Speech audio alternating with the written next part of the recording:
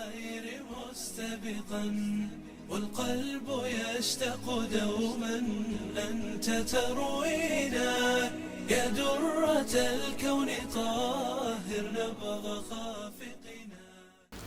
الحمد لله مجيب الدعوات وكاشف الكربات، والصلاة والسلام على أزكى البريات. أما بعد، فإن شأن الدعاء عظيم ونفعه عميم، وإن شهر رمضان فرصة عظيمة يتقرب فيها العبد إلى ربه بسائر القربات، وعلى رأسها الدعاء.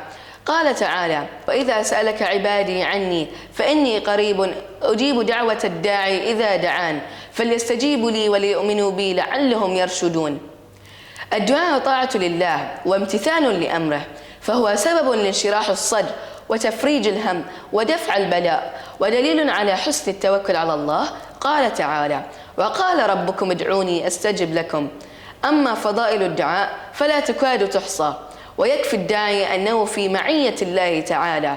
قال رسول الله صلى الله عليه وسلم: يقول الله عز وجل: أنا عند ظن عبدي بي وأنا معه إذا دعاني.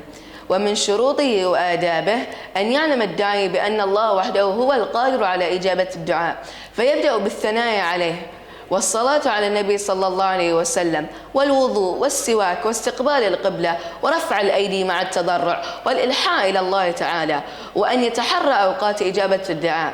جعلنا الله وإياكم من أهل الدعاء المقبولين الفائزين، وآخر دعوانا أن الحمد لله رب العالمين. كل القلوب إلى الرحيم تضرعت بتلاوة القرآن والصلوات.